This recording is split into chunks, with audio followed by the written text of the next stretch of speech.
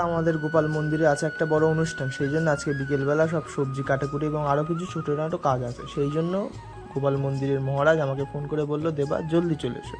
এবং আমি সাইকেল নিয়ে বাড়ি থেকে মন্দিরে চলে গেলাম। গিয়ে প্রথমে দেখতে পেলাম এই কাকিমারা এই বড় বড় সাদা শাকগুলি কাটা শুরু করেছে। তখন কেউই আসেনি। আমি যখন গিয়ে পৌঁছলাম তখন বিকেল 3:30 ছিল। এই কাকিমারাই শুধু এসেছিলো এবং গাছগুলো এত লম্বা লম্বা ছিল, দেখুন পুরো আমার হাইটের ছিল। সেই জন্য আমি একটু পোজ দিয়ে ফটো তুলে নিলাম। তারপর ভিতরে এসে দেখলাম এই দুটো দিদা আলু কাটছিল এবং এই সব সবজিগুলো ছিল যেগুলো আজকে সবাই মিলে কাটতে হবে এবং আস্তে আস্তে সব লোকজনের জমায়েত হয়ে যাবে। এই দেখুন, বলতে বলতেই বাইরে এসে দেখি আরও অনেকজন চলে এসছে সাদা শাক কাটার জন্য এবং তারা সব মিলে গল্প করতে করতে আনন্দের সহিত রাধারানীর সেবা করছে।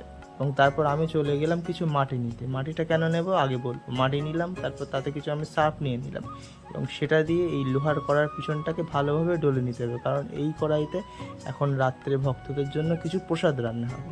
এদিকে আমার কাজ শেষ করে দেখি এদিকে মাসি মাইমারা চলে এসছে। প্রথমটা মাসি, এটা হচ্ছে মায়েমা শাক কাটছে, আর এই নিয়ে আমার মা, যে আমার ছোটো মেয়েকে দেখভাল করছে। আর এই সব ভিডিওগুলো আমার চুপিসারে আমার ক্যামেরা ওম্যান করেছে, যে ক্যামেরা ওম্যান হচ্ছে আমার মামার বড় মেয়ে এই যে। এবং তারপর ওইদিকের করে আবার আমারও কিছু ভিডিও বানিয়ে দিল। আমি বাবার সাথে কড়াটা ধরে দিতে গিয়ে একটু হাতে ছ্যাঁকা খেলাম, তারপর বুঝতে পারলাম না কি হয়েছে। তারপর ভালোভাবে দেখলাম যে হাতের কিছু লোম পুড়ে গেছে। এই রাত্রের প্রসাদের ভোগ রান্না শুরু হয়ে গেছে।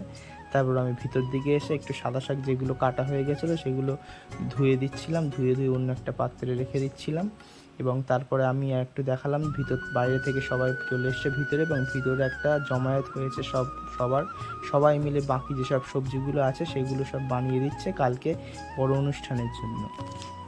সন্ধ্যের মধ্যেই সব সবজিগুলো বানানো সম্পূর্ণ হয়ে গেছিলো। তারপর সবাই মিলে আমরা সন্ধ্যেবেলা আরতি উপভোগ করলাম। আপনারাও আরতি উপভোগ করুন এবং কমেন্টে রাধে রাধে লিখে দেবেন।